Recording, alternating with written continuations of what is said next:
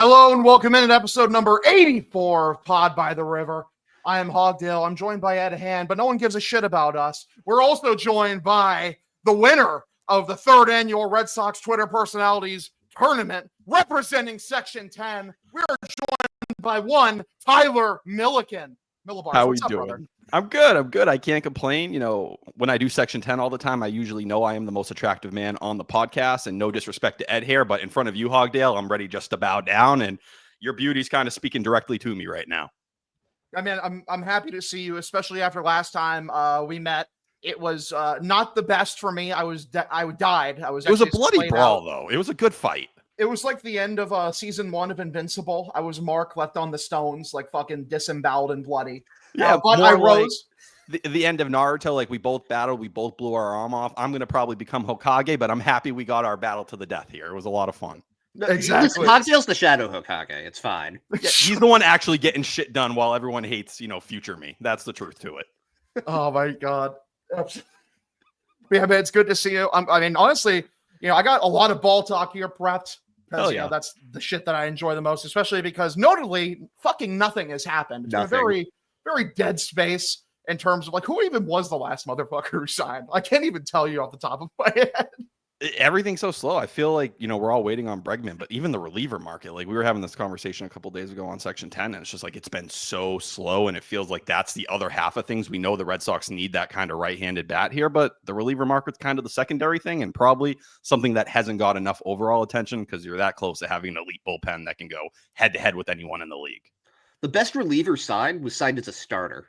Yeah, Clay Holmes. That's where we're at right now. But it's even more crazy that you have Jeff Hoffman sitting out there who's like, yeah, I'll take 3 years, $38 million. And I think as you get farther into the offseason, you get farther away from the starting conversation for him. It's like, how has a team not jumped on that kind of contract when you have his combination of elite stuff and good command? Like, you plug him into the 8th inning here and you start to be able to use Slayton a little differently, Whitlock a little differently, and mix and match with Chapman. It's like, all right, this is what you're cooking with. And, assuming Hendricks gets that 9th inning role to start. Yeah, I mean, you're on the Liam Hendricks as the closer.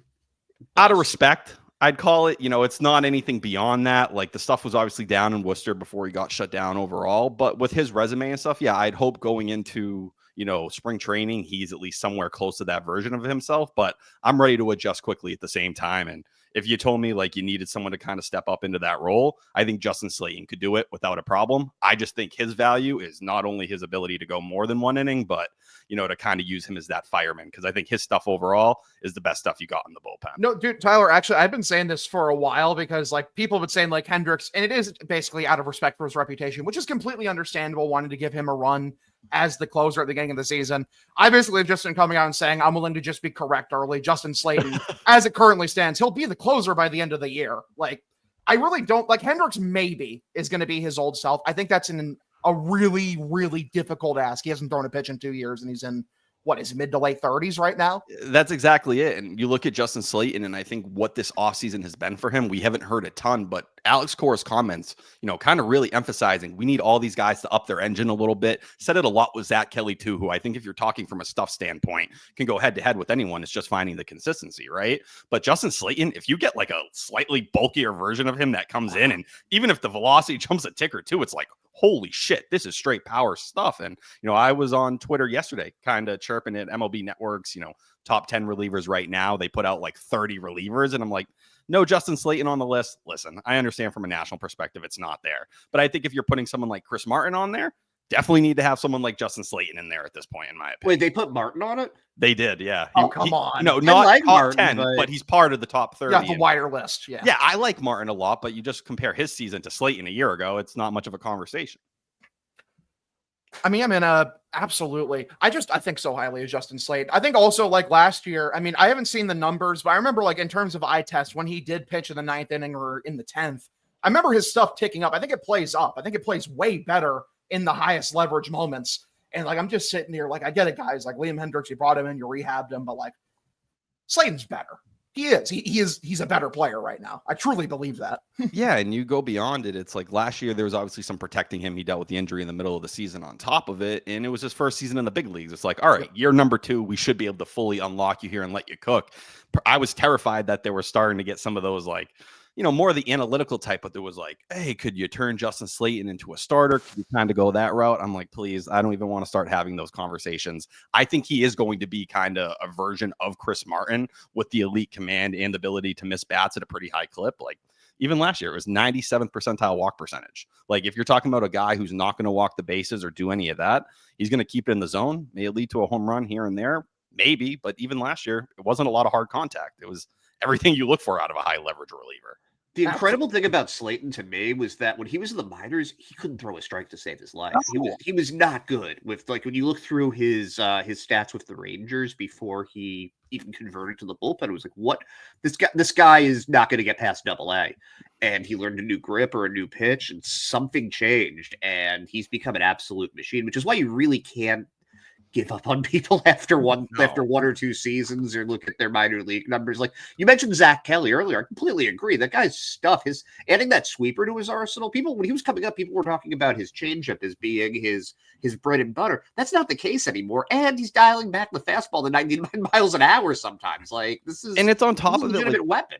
Look at what happened to him the season before with his elbow, right? And like obviously making it back at the very end was this cool story and everything like that. But like, this is a guy who obviously was dealing with something with his elbow a year ago, and you saw the spurts. He at one point he was the fireman in the Red Sox bullpen alongside Justin Slayton, and Alex Cora said that as well. But you got to the All-Star break and it hit the wall very quickly. But when guys like Zach Kelly with premium stuff are now kind of that last guy in the bullpen, guys you can kind of move back and forth, that's when your pitching depth is getting to the point where it needs to, instead of having, this guy who throws 91, 92 as the guys you're funneling at the back of your 40-man back and forth. And it's no disrespect to Brennan Bernardino, but I think even in terms of what they're chasing in terms of lefty stuff right now, he kind of slowly but surely moves down into that kind of category. Yeah. Well, I think he was behind Boozer already in the pecking order. They could actually get something decent back for Boozer, so that's why you go and make that trade before him. But yeah, first guy they signed was Justin Wilson, who is kind of the antithesis of Bernardino. So it sort of shows you exactly what they're looking for right now. And I think even with Bernardino, it was nice what he was able to do in the first half of last year, but it was a little bit of an indictment when he started the year in spring training. Not anything against the guy, because I think the story's incredible, but for a pitching infrastructure that is thinking stuff first before anything, when you don't have stuff that, speaks super loud. And I believe it was a cutter he was working on a lot last offseason, right? And he's seemingly a drive line again, trying to add to it. So who knows? He might show up and have something different, but we know what this organization prioritizes. It's stuff. That's why Garrett Crochet's here. And, seemingly I'm fine with that approach because it's a lot better than the Dave Bush days. You mentioned, you mentioned the depth. I just want to mention I think the Red Sox overall depth in terms of starting pitching and the bullpen right now is probably the best it's been in a decade. And I feel like nobody is talking about it, because everyone is a fucking doomer who hates everything on Twitter. And I just can't stand it. To some degree, I get it. I think they should spend the fucking money too. But that doesn't mean you got to discredit the rest of the fucking team, man. And that's why, I'll talk with the CBT threshold and everything. I think a lot of people took that Sam Kennedy quote from the Michael Silverman article as yeah, we're going over, don't even think twice. No, to me, I read it as we're willing to go over to be a 90 to 95 win team. And yes, I want them to spend. You could accelerate your clock. And I felt like that for the last 2 seasons as well. Another 10 million spent last year, even getting closer to the luxury tax, right? That might be the difference between you making the playoffs and, maybe even a year prior to that, you're willing to do a little bit more at the trade deadline before you fired Hyman. You don't tell them, hey, this is what the budget is. You can't move. But yeah, when you talk Red Sox starting pitching depth right now, I think that is the thing you have about the floor of this Red Sox rotation that you get excited about. There's not going to be the Matt Dermody days anymore where you're signing someone like that. Thank you. Exactly, Ed. Kyle Barrack now. Yes, or Josh Winkowski. No disrespect to him. Stop pretending he's a starter. You know what I mean? You're not playing these games constantly. Brennan Bernardino isn't getting a significant amount of starts.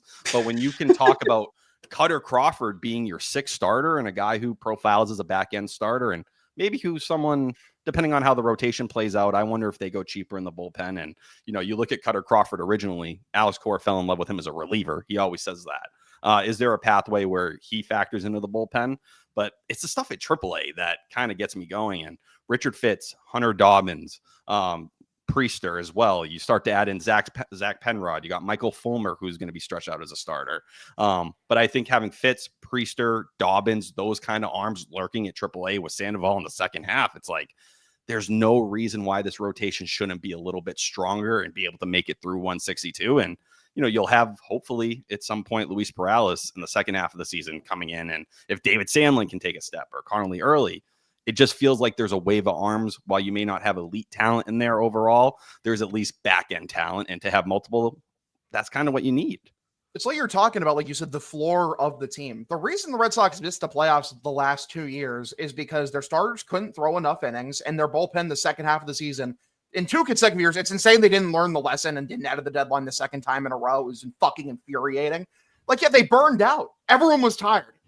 Zach Kelly is like the perfect encapsulation of the Red Sox bullpen. This dude was like electric, amazing stuff, overworked. Like, he was breaking down by the end of the year, tired, had no gas left in the tank. And that was just the same song and dance for basically everyone else in the bullpen, because everyone talks about the 30 start boys. I wish I had the numbers in front of me. I know the Red Sox weren't top half of the league in terms of total starting pitcher innings thrown. They were I know not. they're either middle of the pack or in the back half of the I know in terms of ERA they were 7th overall. You dive a little deeper in terms of FIP, I think they were 17th overall, so there was some regression as well and some luck that kind of played into things. And I think that's where you look at kind of first half Cutter Crawford and Tanner Houck a little and how you evaluate those guys moving forward, right?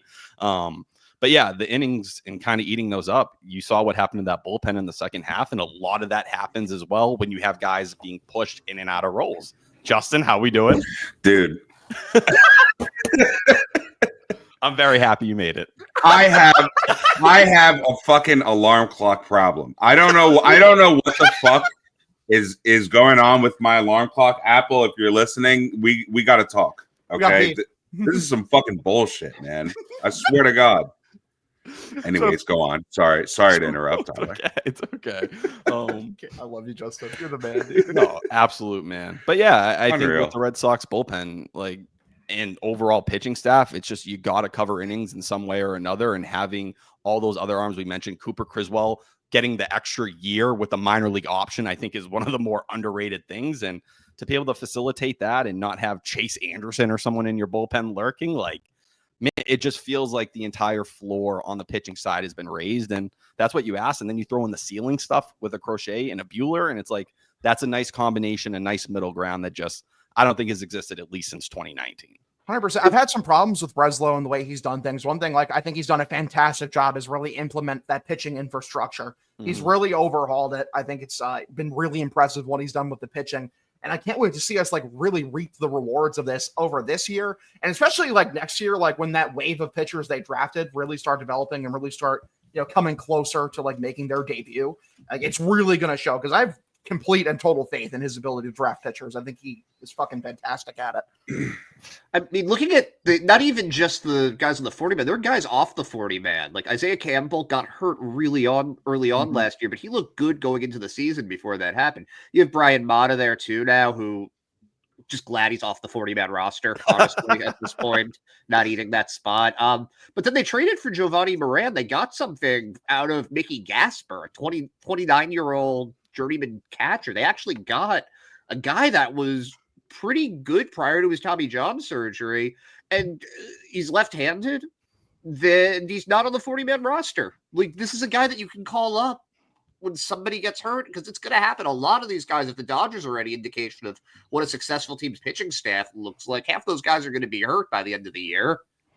Yeah, it's weird to kind of see you get value as well from guys on the back end of the 40-man, because I think you're talking about the Chaim Bloom era. That was probably one of my biggest things. And it's different now that the 40-man depth, the 40-man roster has a higher floor as well. You're able to get a little bit more value, but being able to turn Mickey Gasper into something like that makes you sit there and say, holy shit. I think another off 40-man guy, Austin Adams with his strikeout stuff feels like the kind of guy that could show up here in camp and it slightly clicks. They get the walk per 9 down by 1 or 2, and holy shit, he has some of the better strikeout stuff in the entire bullpen. So yeah, you bring them into the lab, like you said with Justin Slayton. The guy couldn't throw strikes before he got here, came here, figured it out. You get Austin Adams to kind of know how to throw strikes. It's all right, he may not be up for the entire season, but he'll at least be an up and down guy. But yeah, I think the pitching side, well, maybe the ideal scenario, right? If everything went right, we all would have loved if one of the big 3 free agents ended up here, Burns, and towards the last and being that last guy, but Fried, oh, the Red Sox throw 7-190 out there. Could have it played that way? If you weren't going to land those two or Blake Snell, I wasn't interested in handing out a deal to Jack Flaherty, who had 2 friggin' back injections to get through last season and had a medical, situation when that trade with the Yankees got kind of nixed. So yeah, I think Walker Buehler, it's a good middle ground. I like kind of what he brings from a leadership standpoint as well. And the fact that the scuttlebutt you were hearing, Ed, about the difference between the Red Sox and Buehler, where the Red Sox wanted a multi-year deal, I've heard some of that chatter as well. That should make you excited, because not only does Walker Buehler's camp think in a year they're going to get paid, the Red Sox were saying, this guy, he's going to click back in this season. We'd like to have it for 3 years, not just one. But you hope you offer him a QO a year from now and it all works out. Absolutely. Also, can I say before I move on to some other shit, because Mickey Gasper was mentioned, can I just say I never want to see another Make-A-Wish campaign like Mickey Gasper on the Major League roster. Like, I'm sorry, Mickey Gasper is probably the best guy ever. Great guy. Calling those games and seeing his at-bats day after day as they're literally trying to get this, metaphorical cancer patient a hit. It's like, I'm just, please never again. For the love of God, Jamie be a respectful Westbrook franchise. Holy shit, Jamie Westbrook, dude. Like, Holy you've shit. already deleted him from your name. I've heard he's the nicest guy in the entire world too. It's not to be mean. Everyone says, great guy. I mean, he can join Bob in the Hall of Great Guys. That's what I'm going to say. Bob's also a nice guy. Fuck him. Get him out of here. Like, I never need to see that. Please get off my baseball team. I'm sorry. But yeah, shout out Mickey Gasper, man. Yeah. I'll never forget that. I'll never forget that campaign. It was so sad. Like, just the parents every day. Let's put the camera right on them. Let's have everyone stare at them. I wish there was an over-under for like fucking 80 pans to Mickey Gasper's parents for the game. It would smash the over every single fucking game. Gonna be electric at Target Field, baby. Electric, brother. Electric. All right, I want to move on to some other shit here. Namely, some hitting stuff, some stuff that I'm sure we all have passionate feelings about. I know I do. Sure. Let me start off with this question, Tyler. On a scale of 1 to 10, how fragile is the feeling of masculinity in the average Tristan Casas hater? Oh my God, it's absolute 10. I can't stand the Tristan Casas haters, and it's the same exact person over and over and over again. They'll try to tell you he's Bobby Delbeck. I don't know why. Maybe they just assume he's a first baseman, so you just connect the two. Guys are completely different ball players and how they go about things. But yeah, I think Tristan Casas, if you're talking about making up for Tyler O'Neill, who isn't going to be here, right? Tyler O'Neill, it's kind of blown my mind. I wasn't the biggest Tyler O'Neill guy by any means, but you post a 132 OPS plus, you hit 31 home runs, the most on the team. It's like, I understand he's not clutch. I understand that he strikes out a ton and he's very streaky. You realize still posting a 132 OPS and hitting 31 home runs is valuable, right? Like, that is something you are taking out of the lineup. I think they're hoping in a lot of ways, Casas and Story. And while Story, credit to him, somehow finishes an above league average hitter in terms of OPS plus last year, the metrics were concerning to me down the stretch. He was also rushed back. So if he looks more like he did in spring training a year ago, I'll be more comfortable. But yeah, you bring Tristan Casas in here, and say what you will, before the injury, he was a 132 OPS plus guy. He wasn't some friggin' bum. He didn't show up and have a rough, 5 weeks before he hurt his ribs. So yeah, I think Casas will help there, but I do think they need to figure out something on that right. They also, people fail to mention, they talk about Tristan Casas like he's never had a season above 80 games. This motherfucker played 130 games that posted an OPS of 855, where he was one of the best hitters in the entire league for an entire half of the season. That's it. When your competition is Shohei Ohtani and Mookie Betts, those are the guys you're talking about. Bums. Yeah. Seriously, garbage. The same Mookie Betts that you can't go on Red Sox Twitter without 5 posts about him a day. And it's no disrespect. Mookie is incredible, but it's 2025. Move on. I think Tristan Casas, yeah, it's clear that whatever it may be, I think there's something to the notion that maybe with the Red Sox, I don't know if it's a personality thing. I don't know if it's injury concerns. I don't know if it's simply a first base profile, but I do think there's a little bit of a disconnect between maybe how they saw him last spring when they were begging on their knees to extend him. You had Sam Kennedy doing podcasts saying, yeah, we might get a couple extensions announced by around opening day. We got Ceddanne Rafaela. Okay. It's still an extension. Shouldn't hurt you long term, but was it necessary? I think you can argue that pretty heavily. But I think with Tristan Casas overall, even the way he was handled down the stretch last year was extremely confusing to me. One of the things with Alex Cora that I've really not understood when you're platooning him, when you brought him back, you say he's going to play every day for you, right? That was the whole thing. Hot immediately and then goes extremely cold. If your entire lineup slumping, there's 2 guys in that lineup that can get you out of that. And it was Rafael Devers and Tristan Casas. When you start platooning that guy so you can get Connor Wong and Danny Jansen in the friggin' lineup, I can't explain it. It makes 0 sense to me. And when he's supposed to be a franchise cornerstone for you, a guy that you platooned way too long, even in 2023 when he was a rookie. Oh, don't get me fucking started. It was a joke. It was a ridiculous at that time. And then you go back to it when your season's on the line. No, lean into it. The guy who didn't play for 3.5 months is going through a cold streak. Wow, incredible. You look at what he did against left-handed pitchers last year. He was the exact same hitter Freddie Freeman was against them. Can we talk about real quick? Does anyone really care about balance? I don't think they do. I'll put forward the reason they don't actually care about lineup balance. You want to know why? Why? I have numbers. Tristan Casas last year against left-handed pitching had a 758 OPS. Did you know that was a higher number than Alex Bregman against lefties and Nolan Arenado against both lefties? of those guys do not hit lefties hard or well. If you add either of those guys to the lineup and trade Casas, you are worse against left-handed pitching. That's an objective fucking fact. Well, even while doing that, and then you have the conversation of what you're doing to do that. Cool. Alex Bregman moves to third base in this scenario, right? If you had flipped Casas in a deal, do I just assume Rafael Devers can be this first baseman? I'm not going to go and jump that far. I'm sorry. For a guy that, who has a problem at times getting over errors and it kind of gets in his head and he makes them in bunches. Don't love that for a guy who's handling the ball almost every play in the infield. Yes. For a guy who's a bigger body, who's going to be stretching and doing different things. This is the method I tell you. Sit there. It's 2 outs. It's bottom of the 9th. Let's call it, I don't know. Alex Bregman is at third base. He comes in on a ball. It's bouncing. Devers has to make a pick. Are you confident or are you not? You would not feel confident. You would be worried. Especially when the alternative to me with Rafael Devers is, if you're going to move him, put him at DH where he can take care of his body. He can stay healthy. You're not bringing in all these kind of different elements. And there is something to it, I think, here as well. His agent, those quotes that had come out, everyone wanted to act like they were nothing. And now the tune's changed. It's like, oh no, clearly Devers wants to play third base. His agent feels that way. So yeah, whether it was any of these scenarios of possibly moving him over to first base, I was always out on any of them. But I do think the whole left-handed conversation, I don't think balance is essential, but I do think they need something from the right side here. It doesn't need to be that elite bat. I agree, and I want Alex Bregman bad. Mm-hmm. Not really just because the hitting lefties thing is secondary to the everything else he brings. It's the leadership capabilities, it's the championship credibility, it's the intangible kind of shit, as well as the profile of hitter he is. He walks a fuck ton, doesn't have much swing and miss, and extremely disciplined. That's good. I want Alex Bregman. But I guess this really just ties into the fact of and I'm looking at it in my notes. It just says, just make Rafi the fucking DH. Jesus Christ.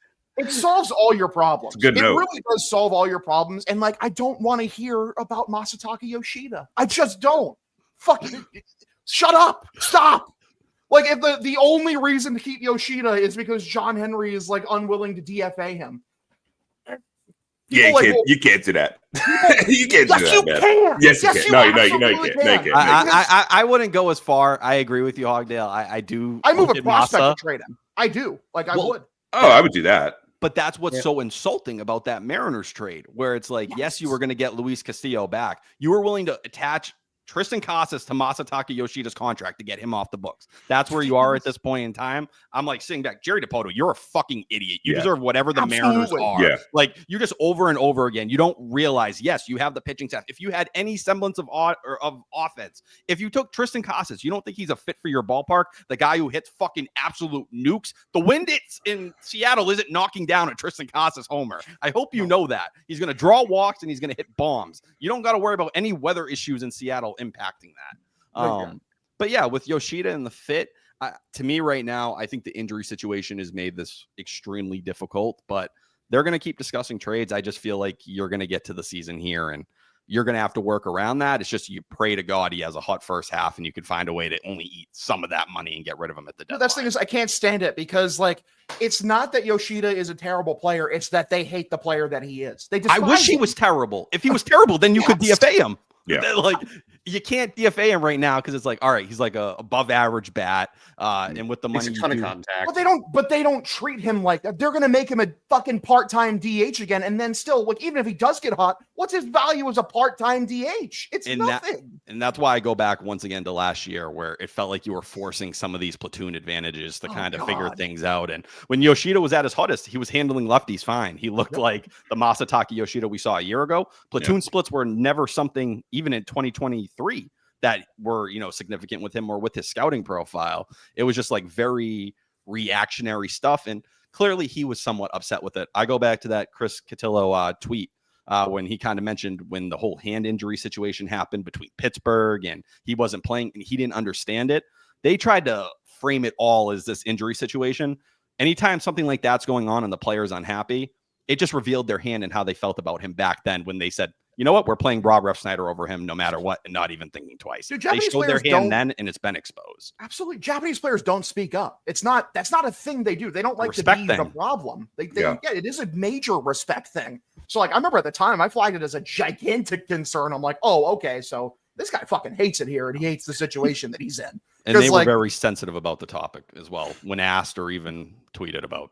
No, and it's like the Red Sox, they're obsessed with the most caveman way of looking at lefty versus righty in terms of batting sometimes, where it's literally only handedness. It's like that they just burn the number sheet. And it's like that's what they're, it's not even analytics. It's just looking at like normal batting statistics of left versus right and acknowledging reality. I think like you can look at it and they were below 500 last year against left-handed starters by, I think it was something like 7 or 8 games. It was like 17 and 25 or something like that.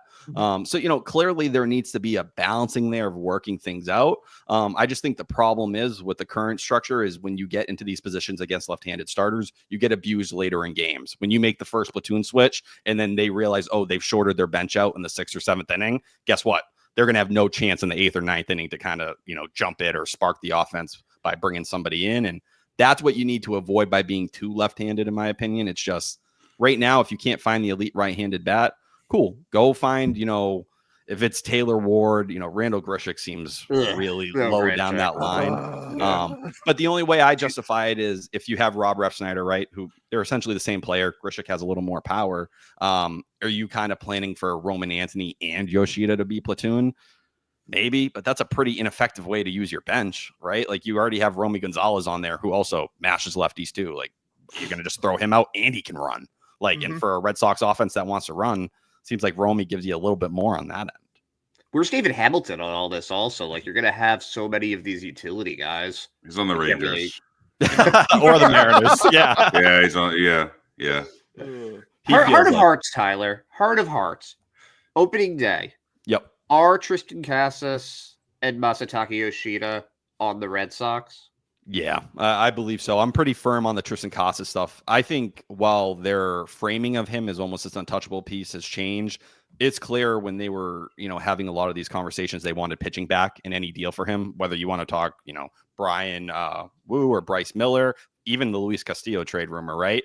Now that the rotation's kind of set, I'd be surprised if there was a move. Maybe they somehow find this perfect right-handed controllable bat that makes sense for them. But, I think Brent Rooker would have been kind of that type. And the A's have told you, like, fuck off. Like, he's going to be on this team. So if it's not someone like him, I expect him to be here. I think Yoshida, you might hear more rumors as they go along here. But the fact that you've heard so little and he's only been attached to one team in Seattle, that tells me most teams, they hear them say Yoshida and they hang the fuck up. And they're like, sorry, buddy. Like, we're not having this conversation right now because you're going to move that guy over. He's going to have to rehab his shoulder. Even if you believe he could play defense, he's not going to be able to when the season rolls around. You're just hoping he can hit at that point in time. And who knows? It might take a month or two for him to even, be fully built up or strong enough.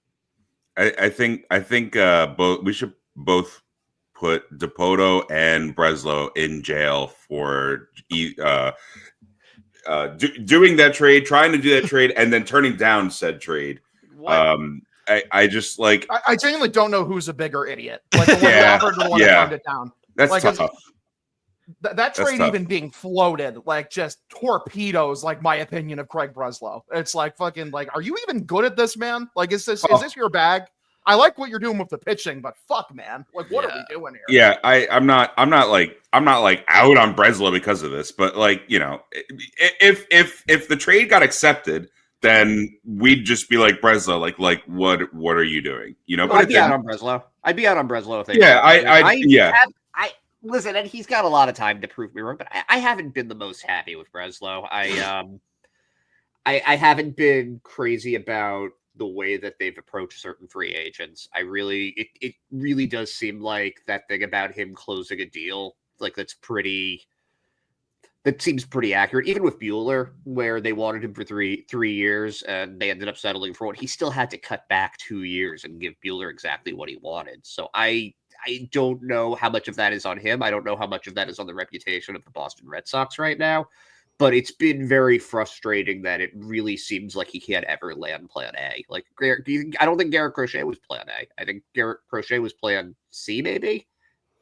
And I'm fine with that. Like, they got the guy that they wanted eventually, the guy that was of who was left, the guy that they wanted. But it's kind of been frustrating seeing them have to pivot so frequently. Although maybe we just aren't getting the right information. Maybe Crochet was the first guy, and like they didn't actually bet on Fried or whatever was going on there. I don't know.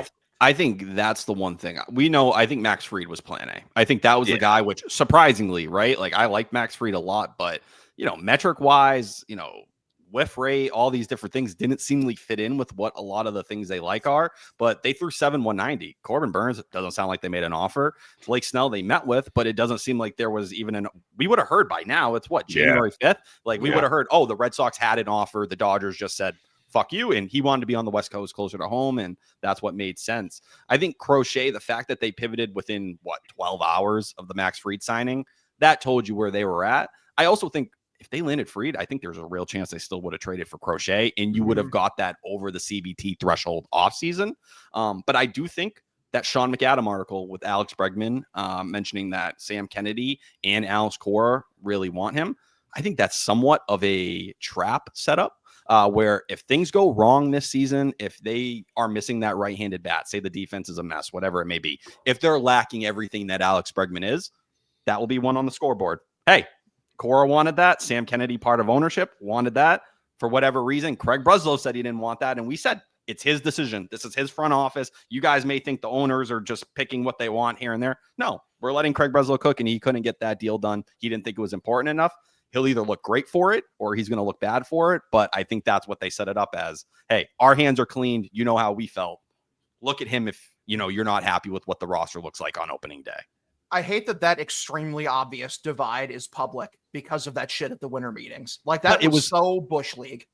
But right there, that same friggin' divide was there during the Heim era, and no one was willing to go on record. No one was willing to, kind of admit it was there. I don't know if this is them kind of being like, well, hey, we're not going to play the same game before where, Heim gets fired and everyone's like, oh, well, who knows how things really were. No, well, we're not going to sit here and tell you how we feel afterwards. We'll make it clear during the process how we feel. And that's why, as long as Alex Cora is here and things play out, I'll always wonder if it's only a matter of time before he's running this front office in some capacity. The fact that he had to turn it down once should tell you everything you need to know about the situation. Which, like, me personally, listen, AC, great manager. I've heard all-timer guy. This is a guy who treated Tristan Casas like Mitch Moreland. I don't trust his ability to evaluate talent. I just don't. I'm sorry. I don't. And that's where I wonder where a lot of the Tristan Casas dysfunction comes from. I do believe it because I do think someone like Craig Breslow, who is extremely analytical, who obviously values prospects, despite that Garrett Crochet trade, you saw that it took a lot of, back and forth for them to attach Braden Montgomery and Teal in the same deal. I think anyone who's forward thinking would not want to move a Tristan Casas in a situation like this. Someone who wants to win tomorrow and maybe doesn't like how the player kind of conducts himself would be more willing to say, hey, flip him somewhere and let's just, he's not my kind of guy. He's not the kind of guy. He's not a Jaron Duran to me, at least in that. Yeah. Listen, I'm not going to talk like Jaron Duran's some incredible leader or anything like that, but you listen to the way Cora speaks about Duran and views him as a leader, he will never speak about Casas in that light. Which is insane to me, like, because the young guys are coming up. They love him. They love Casas. They think it's like this, like their big brother. Like, this is our fucking guy. We love how the way he does things. And like, they're going to view him as a leader. And I guess this kind of leads very well because the Alex Bregman conversation, we've all had it. It's very played out. Say they don't get Bregman. The situation, you have Kristen Campbell, you have Roman Anthony. You play them opening day. Is that even close to a bad scenario? I don't think it's ideal. I think in a year where you're saying you want to win the American League East and you want to win 90 to 95 games, to put it on two rookies who have had a short stint at AAA and to tell them, hey, you're going to be essentially two parts of our lineup. In this situation, Christian Campbell, you're our right-handed bat. This is all on you, buddy. It just seems irresponsible and unneeded. I think one of them on the opening day roster makes a lot of sense. It gives you the chance to kind of compete if you want to go get that pick. If one of them wins Rookie of the Year or whatever it may be. But to let one guy kind of grow, and it also breaks up the idea of multiple guys up at the same time trying to find their footing together. I think what was that? Utters, I don't know. We know what that is. I was gripping it very firmly. I promise you that. But no, I think having one of those guys kind of get their feet wet, and I think Campbell is that guy. I just would love it if he had a bigger right-handed bat in front of him. And by the middle of the season, if you told me Campbell was that guy, I would not be shocked whatsoever. But that's why I fall really heavily into the Bregman at second base camp, and I like the idea of Campbell in left field. Ceddanne Rafaela, learn bench, buddy. But Craig Breslo's comments the other day seemed to point in another direction, and I think that whole conversation, even if they want to say that right now, Roman Anthony's going to be here at some point this season, and you're going to have that conversation then anyways. There are always opportunities. There will be an guys are going to get hurt. Yeah. If it was up to me, he'd be up opening day. I'm just not scared. I'm not scared at all. They know how good they are. I know the conversations they've had. I know what they think of these guys. To me, it's I do agree. It's not ideal because, truthfully, just fucking pay Bregman. You have money. Just fucking pay him. You have the money. Pay him. It's right there. It's right in front of you. But that's why when people talk about Bregman a little bit, and I'm someone who said it, right? The OPS plus has gone down 3 years in a row. Listen, if you want to be truthfully honest, 122 to 118 in year to year, is that really a dramatic drop off? What a steep decline. Exactly. We're pushing a narrative here, right? But I think with Bregman, it's the walk rate getting cut in half that probably would concern me more than anything. But yeah, I don't know. I think the longer things play out with Bregman, I have some hope, but I am not confident at all because we know damn well if he had to pick one of the three places, he wants to be here. But if the Red Sox don't have an offer on the table, then what else are you going to do? You're going to wait things out as far as they go, see how much money you can collect. And maybe in the end, the Red Sox show up and say, here's 5 years, $150 million. Let's ride. Cora wants to go on Robbie Hyde's show, and great interview he just did, but says, we're at the JD Martinez portion of the offseason. I hate that. Yeah, we're not at that point of it. I'm sorry. I'm not that far ahead, but if that's how you're approaching Bregman, it just doesn't sit great when you're sitting here and you have the financial room to get the deal done now. Are you that tight? You shouldn't be that tight if your goal is to win the American League East and the first threshold means shit to you. Yeah. And coming out publicly by saying something like that is I just there's a clear difference between when the Red Sox were kind of being flirtatious with JD Martinez and JD Martinez's camp was kind of being flirtatious back with the Red Sox. And it's there was clear interest by the Red Sox for JD Martinez, and they were making more of an effort than what they're doing now with Bregman. They're not really making that much of an effort with Bregman, and it's kind of yeah, we'll take you, but if you don't come to us, then we're not going to be heartbroken about it. It was never like that with JD Martinez. There was a clear need for a right-handed bat that JD Martinez could provide, and the Red Sox were we need you, but we need you on our terms. And they ended up getting something done, but I am not confident. Back then, when JD Martinez was not signed yet, but they were still trying to iron shit out. I was pretty confident saying they'll figure it out eventually. It'll be late, but they'll figure it out. I don't feel like that at all with Bregman. I think Bregman wants to be here, but like you said, Tyler, at some point the other shoe's going to drop, and he's got to sign eventually. He's listen, we report in players report in 8 weeks, 7 weeks, 6 weeks. Yeah, exactly. 6 weeks, man. I mean, they got to figure shit out eventually, and the Blue Jays. Look, no one wants to play for the Blue Jays, but at some point someone's gonna say yes to their fucking money, man. Yeah, Nick Pivetta. Yeah, Nick Pavetta's about to get 4 years, $50 million, it's nothing. He's gonna get the Xander Bogaerts closer fucking to 480. Yeah. But yeah, they'll just say, look, He's from Canada. The dude's from like the west coast of Canada or something like that. Like, he's closer to Brockton, Massachusetts than he is where he's from. But yeah, I think that's where Bregman is, where eventually, the Tigers or the Blue Jays, especially the Blue Jays, they're so desperate. If they hit 200 million, then that will probably be the difference. But yeah, and with the Tigers, like, he has to realize if he signs with the Tigers, he's going to get DFA'd at like age 35 when the bat is giving you absolutely nothing and you're not able to, kind of be the player you once were defensively. You come here in Boston, your bat should have maybe an extra year or two of life added on. And for the Red Sox right now, where you don't have any of these bad contracts weighing you down, if you can accelerate your window this year and make yourself in a weak American League have a chance to compete even for a World Series, that's worth a bad year at the end of the contract when Campbell, Anthony, Meyer, all these young guys, go out through the whole big league roster right now. Like, those contracts will not be weighing you down significantly. Hopefully you can work out some deals in the next year or two to kind of make it even better, but you'll be able to eat that year to compete more this year. Don't keep wasting year after year and hoping for the perfect situation, because like the American League will get better during this week period. It just means there's a scarier period coming in the next 3 to 4. Absolutely. You mentioned extensions, Tyler. To me, in my head, there's two players like that, like you need to extend if you're Craig Breslow. Like it makes no sense to me if you don't. Really, it's 3, but like it's 2 bare minimum. Garrett Crochet. If he's not extended by the time he throws his first pitch with the Boston Red Sox, I don't know what the fuck we're doing here. Like you made your bet. You clearly believe in him. He wants the extension. Give him the money. This is the more contentious one, but like to me, it's just they know how good he is. Roman Anthony. Yes. Around the time when he's supposed to come up, and I know the weird rules, like you let him play at least one game first before you like reveal the extension. Prospects said this on the last episode, and my brain exploded. I was like, "Are you fucking kidding me?" That's like so stupid. I had no idea if he signed that like Jackson Chourio contract that he wasn't going to be eligible. And I don't know, man. It seems very like circumventing the rules if you somehow did that, but it happened with Rafaela. The only thing in my head I was trying to remember off the top of my head, I know he wasn't a top 100 prospect for Baseball America a year ago. Keith Law has always been extremely high on Rafaela. I had him as a top 40 guy. I think Pipeline had him off entering that year. So maybe that's why the MLBPA didn't care about fighting over that back and forth. If you sign Roman Anthony one day after opening day, that is wild. Like, I think you'd look at it kind of weird, but who knows? If it's possible, I'd follow that route. Like, you're talking Roman Anthony, a guy at 20 years old who showed up at AAA. He hit even better than Christian Campbell did, despite being a couple years younger. And to have a K rate and walk rate that's exactly the same at that age, like he went from AA and somehow got better when he got to AAA.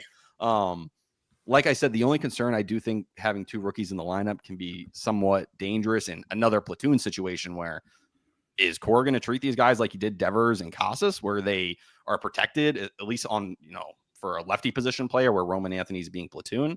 That brings a whole nother set of things. But yeah, I'd pay Roman Anthony. Hell, if the only way to get the extension done is this offseason and you can't get the pick, I'd still do it. I'd still be willing to, because that extension means more than whatever comp pick you're going to get.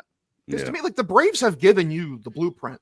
And like Ed's made the point to me, it takes 2 to tango. But to me, it's not really, because like these guys aren't going to see close to that level of money until like 5 years from now. That's what makes the early extension appetizing, because like they're skipping all these cheap ass RB years and they're getting some money now. And like there always is risk, but like obviously it's less risky to bet on a 20-year-old than a 30-year-old, like in free agency. It always will be. Like fucking Ozzy Albies is making $7.25 an hour for the last 5 years. Acuna, like look at Acuna's making $11 an hour. Like, it's but nothing. Like, that's another guy. Like both your knees explode, and it's like, all right, like I have the money. Like obviously, what he's done in his career is produced way more than that. But you do have someone like Tristan Casas who shows up and he goes, "You think you're going to get me to sign what Ceddanne Rafaela and Brian Bayo sign? Do you know who the fuck I am?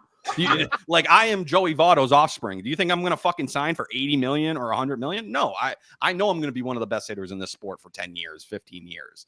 So I don't think it's always that simple. But yeah, with someone like Roman Anthony, I don't know how, if you bring him the Jackson Chourio contract, is he going to think he's above that? If he's like a Tristan Casas personality, maybe, but I feel like that's more rare. More people are going to want that safer kind of bottom spot, or at least place to fall down on. And I think a lot of these guys realize say what you will about the Red Sox and their spending habits, they should be really good for the next 5 to 7 years. If I'm going to lock myself in somewhere here, this is probably one of the best places to do it. I guess like that's where I'm just done with the safe options. We've been doing the safe options. We've gotten mediocrity from it. Stop pussyfooting around. You know how good they are. Trust your eyes.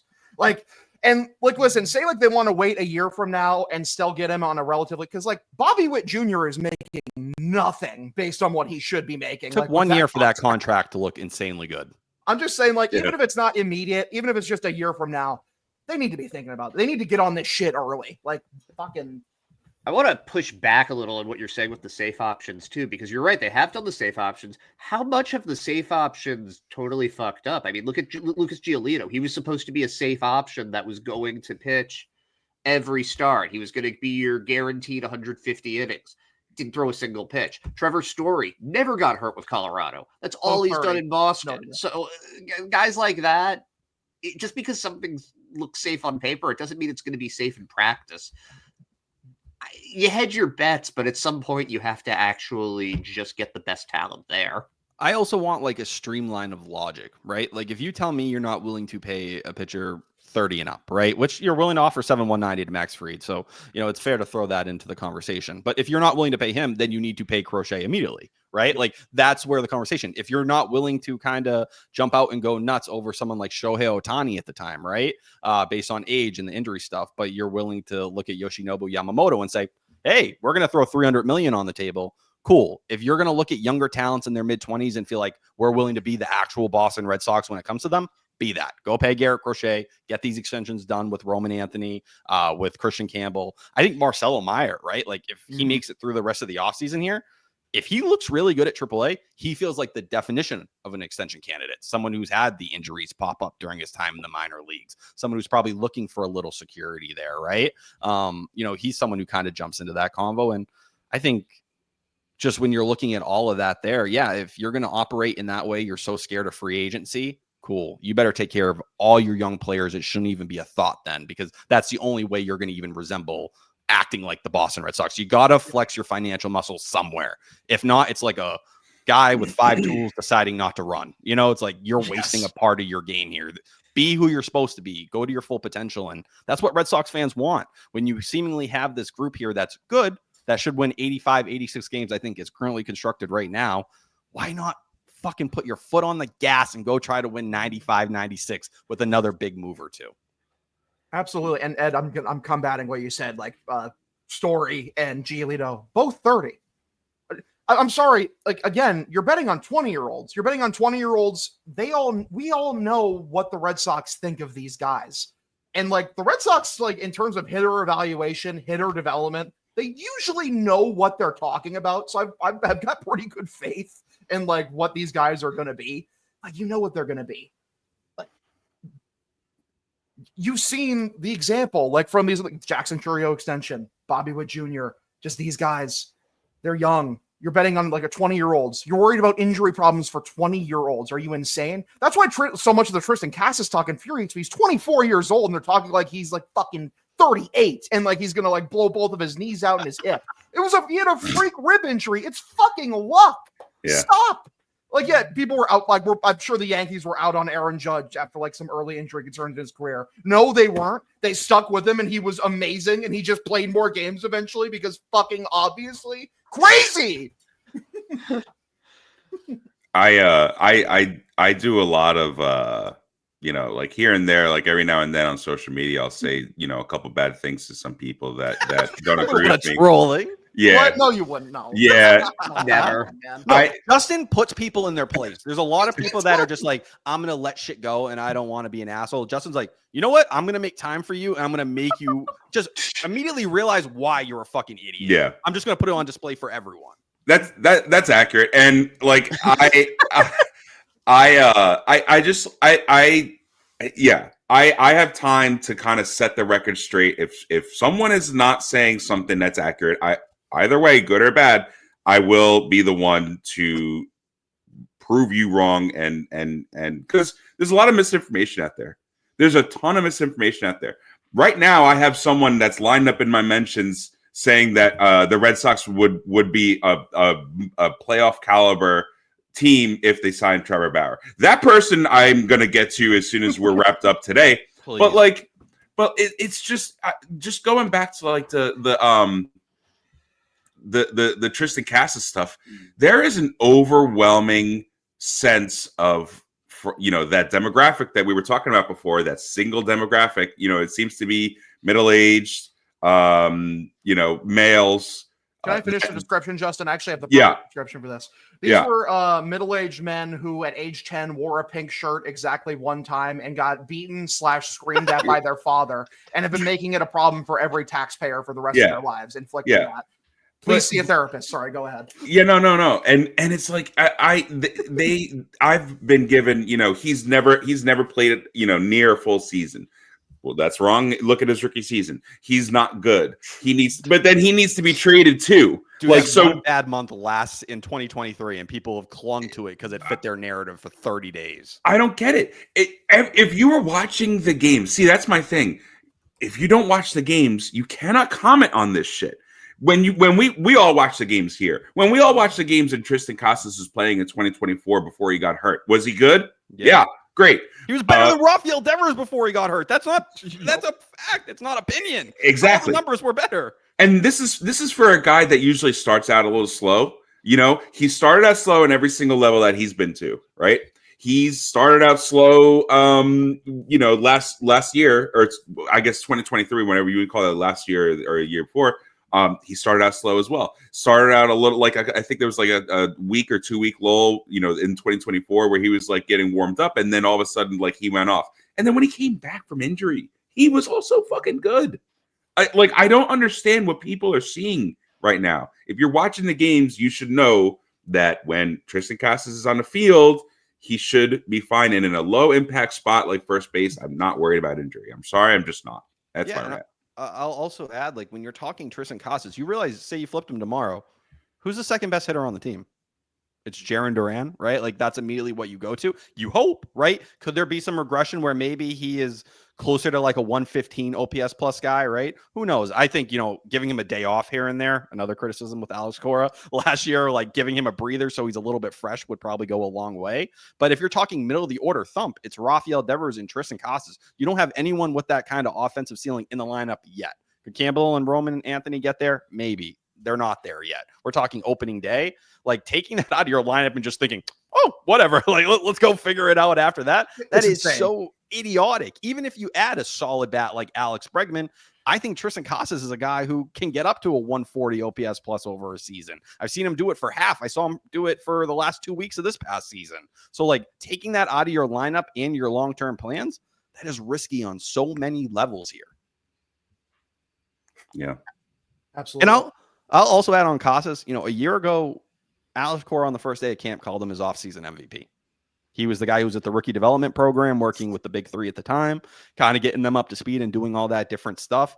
I just don't understand how the tune on a guy changes that quickly, where you were seemingly boosting him up to this ridiculous level. And that's why I go back to how things played out with the injury when he returned, whether it was the comments down in Worcester, which I still think were still so overblown. If you understand Tristan Casas' tone, how people speak, yes, he was being a little dramatic. Do I think he was sitting there saying, whoa, please feel bad for me? It feels like I got stabbed and shot. No, it sounds like something I'd say to my buddy when I'm fucking walking around. Now, should you be more aware of saying stuff like that? 100%. You got to realize how things can get misconstrued. To treat him like he's some sort of bad egg or bad seed for that, fucking spare me. That's what I love about Casas, though, is like, he doesn't give a fuck, and I love why our it. Generation connects with him. Is he's so sure in himself. He's 100% confident in the person that he is, and that's people who are insecure about themselves. They are intimidated by that, and I love it. It's why I love him so much. And like, all he has to do is stay healthy, and I'm gonna be looked at as the smartest person ever because I think that's I can't. Oh my god, I'm gonna be insufferable. Like, people think they're like, oh my god, Tyler's so obsessed with Tristan Casas. He posts his off-season videos. Dude, do you realize why I post those? Because immediately you just get all this interaction from the haters who are like, why are you doing this? Do you have anything better to do? First off, no. Secondly, eat it. Like, I want you to sit and read these tweets and get mad. He's not even the one posting them. You guys realize that. He's doing this for attention. His trainer, who posts videos of every guy who works out down in Miami with him, They're all on his Instagram page. If you go and find it, and I'm sorry, I'm forgetting the handle off the top of my head. It's on my Twitter. He posts every single guy that's coming in there. Costas is just one of 15 or whatever it may be. I also do want to put forward, and this, Ed, I had a great conversation with Ed about this. Like, what constitutes leadership? Where does leadership come from? And I made the argument, leadership really just comes from winning. Cassis right now is seen as insufferable and annoying. I guarantee it. He stays healthy, one full season. The young guys come up. He will be viewed as one of the top leaders in the clubhouse. I can fucking guarantee it. Like, yeah, without a doubt. If you perform on the field 9 times out of 10, people are going to just say, you want to be like that guy, right? You want to be successful? Yes. But look at how people talked about Joey Votto when he debuted. It was the same exact shit. People called him a weirdo. They said he was different than everybody else. Great point. And look, all the MLB interviews that Joey Votto's done over the last 10 years or so that have gone viral a million times, and everyone's like, Joey Votto, the most interesting guy in baseball, all this different things. It's exactly how Tristan Casas conducts himself. The only difference is Joey Votto has a Hall of Fame caliber career behind him.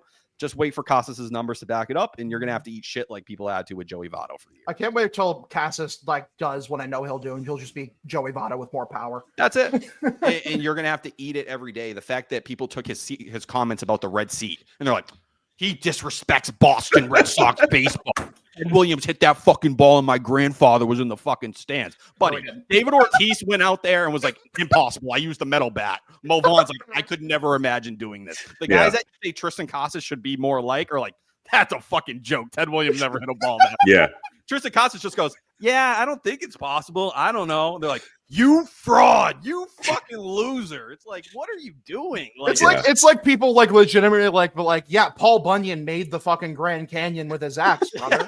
You're disrespecting American heritage. You said with his ass? Yeah. His axe. You know what? That's his axe. Because he dragged a big axe with a gigantic blue ox, and that's how he made the Grand Canyon. All right. Is that what the Paul Bunyan story is? Because I only remember the Simpsons version of it. Oh, brother. What the fuck are we doing here, man? I think you're cooking. Everyone's disrespecting American heritage. This is so Jesus Christ. But it's grabbing a shit, man. Shit, man. I had a point about the whole. Oh yeah. So like the whole Casas thing, like, you know, when he was making those comments about getting stabbed, whatever. Okay, you can look at it any way you want to, but like, this is why you brought in Cora to be your manager for the next 3 years. This is a guy that will take care of that. This is a guy, like, you know, he's a great in-game manager, sure. He's a fantastic clubhouse manager as well. And, you know, for a team that knowingly, this is a good example of why you need a guy like Alex Bregman too. Because, you know, that's something that Alex Bregman can also say, like, you know, kind of do the job for Cora a little bit and kind of, you know, mitigate, you know, putting it all on Cora. Who else is going to say to Casas in that spot, like, hey, listen, maybe it should have been, you know, approach a different way. Devers not going to do it. Tyler O'Neill is really not in a position to do that either. Trevor Story is like injured all the time, you know, like throughout, you know, 2024. So he's really not there a lot. He's rehabbing a lot. So he's not in a position to do that either. Maybe 2025 that changes.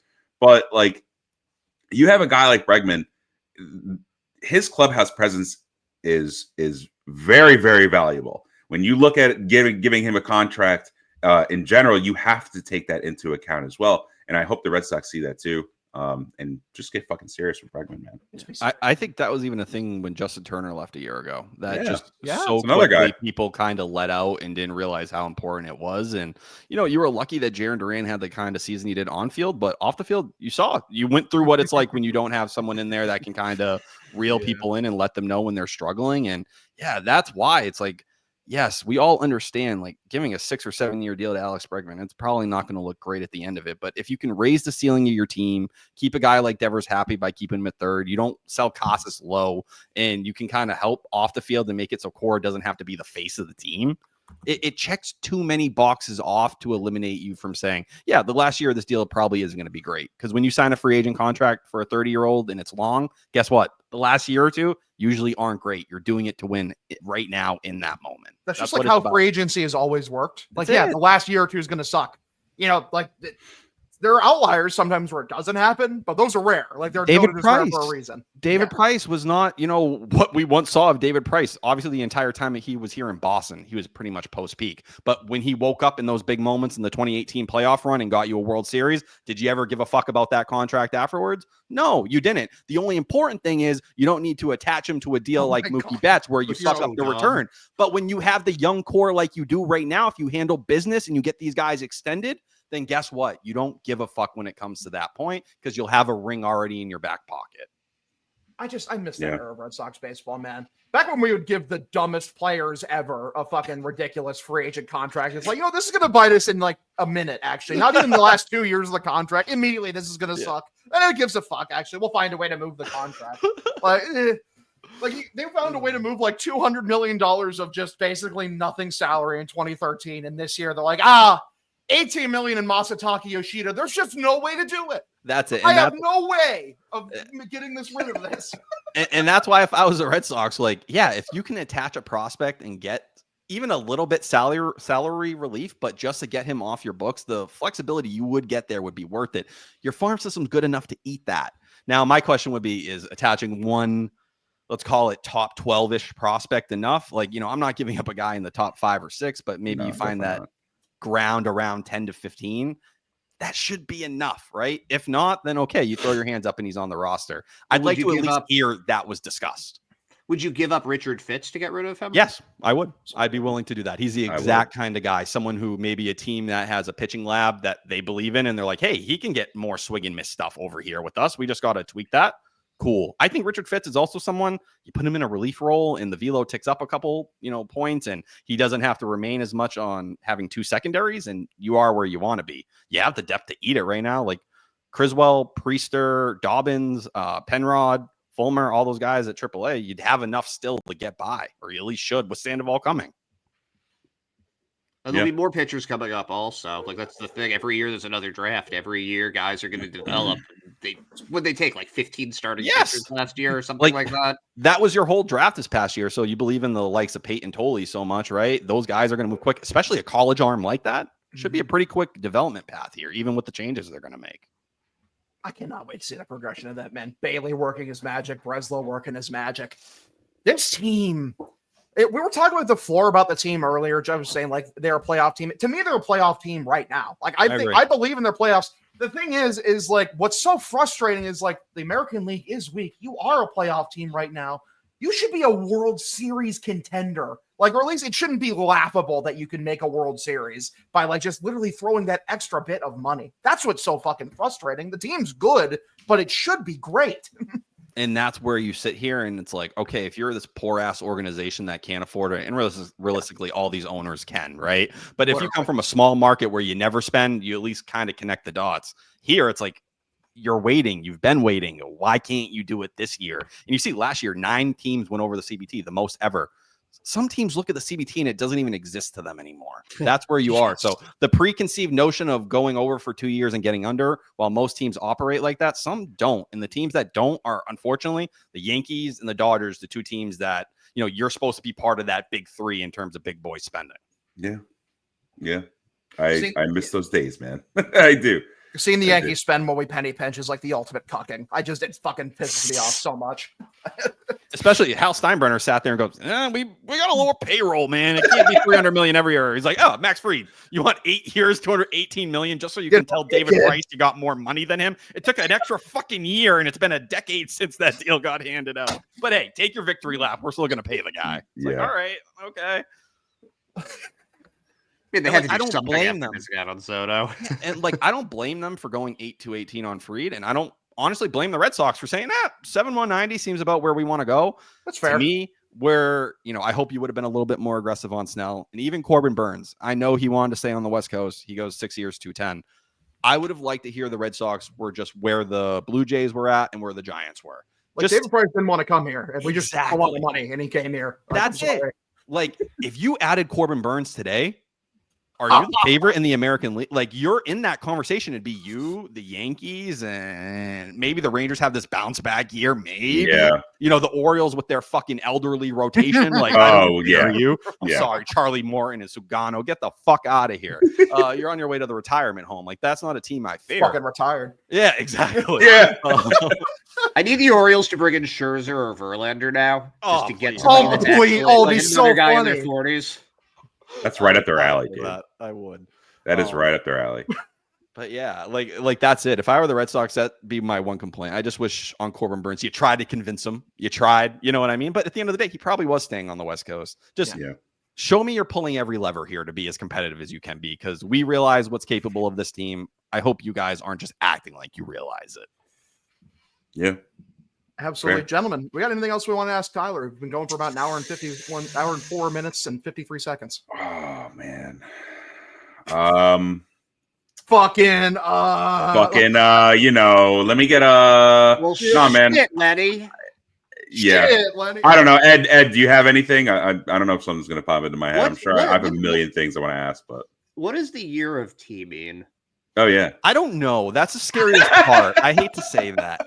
I don't know if Jared felt bad. I don't know if maybe I'm terminal and my family's told him, but they haven't told me or something like that. And, I'm going to pass in the next, call it 8 to 10 months. And Jared, this is his big thing. Like Mickey Gasper got last year. This is Tyler Milliken's Make-A-Wish here. And I hope it goes well. I hope it goes nicely. I hope I don't die. But I don't know. I have no idea what Jared has planned. I just hope it gets me somewhere where I need to go. What about winning the tournament? You beat Coley. You beat Coley. You beat Jake. I beat Jake. I beat. I don't think you beat.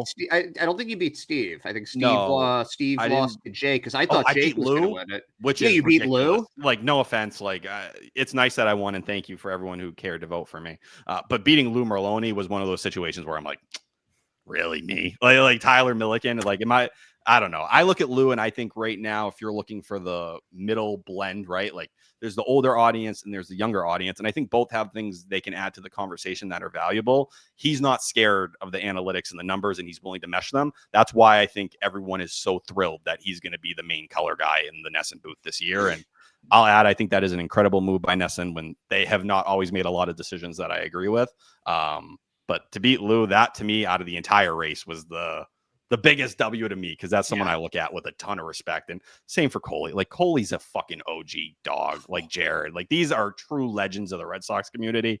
I'm a 26-year-old idiot who grew up on Sox prospects and tweets way too much. Like the fact that people give a fuck to listen to me blows my mind still. I bet I think that's Jared's goal for the year of T. Is he's going to make you realize you are that guy. Because like I hope so. I hope people view me genuinely, dude. Like my perspective on you, I've got so much respect for what you do. I think there's so few people that have as much ball knowledge as you. You're so fucking charismatic. You're fucking hilarious. You're so good at like unintentional comedy as well. It's just the goal. It's something I don't have. I got so much respect for you. I'm excited for the year of T because you're the fucking man. Like, thank you, Hogdale. And I will say, as someone who's watched you grow the last couple of years, and obviously you have an extremely big fan in Jared, rocking his Hogdale merch, right? He has. I appreciate it. That is still the craziest thing. But dude, seeing what you're doing with the Twitch streams and calling games and just creating content that's different, and even the stuff you're doing solo now, talking other Boston sports, man, it's incredible to watch. All you guys, man. Ed, the stuff you were doing at Sox Prospects and kind of growing on to do your own brand and be this figure in the community is incredible, because you are someone who comes in with this approach of, listen, I know sports radio does all this. I'm going to give you my prospect talk. I'm going to kind of give you a very realistic, calm view of a lot of things going on with the Red Sox. I'm not going to get overly angry just to get angry. I think you run one of the best Twitter accounts on the app. Justin, your account, ball knowledge, clowning on people, not giving a single fuck. Like, I think all three of you guys are doing some really fucking fun stuff in this community right now. And it's cool to see how much it continues to grow and all the originality out here. But this is one of those shows, like, people know how much I listen to Red Sox podcasts and I'm out here. I'm a fan here. I'm always checking in with what you guys are doing and creating. Appreciate that, brother. Man. Appreciate it. Glad we could end this episode off just like it's like let's all kiss. Like, we all good job, team. Yeah, good work. We did a fantastic job. Jerk, fellas. Yeah. Aren't we Queen's just the fucking best. Like, Listen, when Tristan Casas goes off, we're gonna come back and we're gonna do this about 10 times harder. oh, it's the Hell victory yeah. pod. Yep. I'll do a 3-hour pod, a Section 10-esque of just one consistent Tristan Casas victory lap. I will do Yeah. the biggest asshole on planet Earth. I cannot wait. So good. All right, I think that'll do it for us today, gentlemen. Everyone, thank you so much for tuning in. Again, Tyler, we appreciate you coming on. You're the fucking Thanks for man. having me. Hell yeah, And man. I realize as I'm like setting up this outro, I'm pulling an Ed. I don't even have like the fucking outro button. Unreal, bro.